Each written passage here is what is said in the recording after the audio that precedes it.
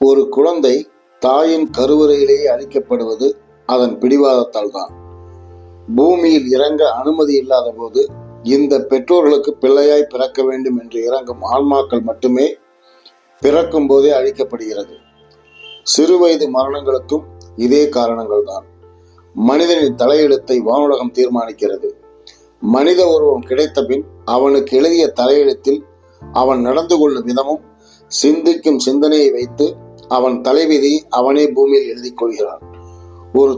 ஒரு தாயின் கருப்பைக்குள் ஏறத்தாழ ஆயிரக்கணக்கான கருமுட்டைகள் உள்ளே போனாலும் அந்த கருப்பை எடுத்துக்கொள்ளும் சினைமுட்டை ஒன்றே ஒன்றுதான். அது எந்த சினைமுட்டையை தேர்ந்தெடுக்கிறது என்பது கால் மைக்ரோ வினாடிகள் கண் சிமிட்டும் நேரத்தில் 100 மடங்கு அந்த ஒரு சினைமுட்டைக்குள் ஆன்மா திணிக்கப்படுகிறது. சிலருக்கு இரட்டை குழந்தைகள் பெறுவது அந்த தாய் இரு ஆன்மாக்கள் மேல் ஆசை கொண்டு எந்த ஆன்மாவை தன் வயிற்றில் சுமப்பது என்று பெரும் கவலையுடன் கருப்பைக்குள் நுழையும் போதே அந்த கருப்பையை 2 குழந்தைகளையும் சேர்ந்து சுமக்கும் அளவிற்கு மேலிருந்து பலப்படுத்தப்படுகிறது. தாய் உண்ணும் உணவில் மருந்தை கலப்பார்கள்.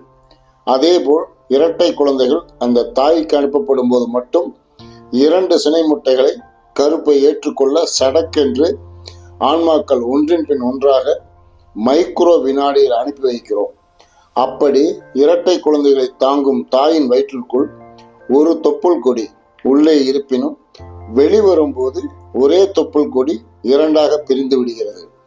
ஒரு தாய் நினைத்தால் தான் கர்ப்பமான காலத்திலிருந்து பிள்ளைகள் பிறக்கும் நேரும் வரை வேதங்களையோ ஓதிக்கொண்டு வேதங்களையோ படித்துக்கொண்டு பக்தி பாடல்களையே கேட்டுக்கொண்டு முழுக்க நல்ல விஷயங்களை மட்டும் காதில் வாங்கி கொண்டே இருந்து கோவில்களிலேயே பெரும் நேரத்தை செலவிட்டு வெறும் பாலும் கனிகளும் மட்டுமே உண்டு அந்த குழந்தை பிறந்தால் அது நிச்சயமாக சிறு வயதிலேயே மிகப்பெரிய விஷயங்களை பேச ஆரம்பிப்பதோடு சில குழந்தைகள் தன் முந்திய பிறப்பை கூட கூறிவிடுவதுண்டு.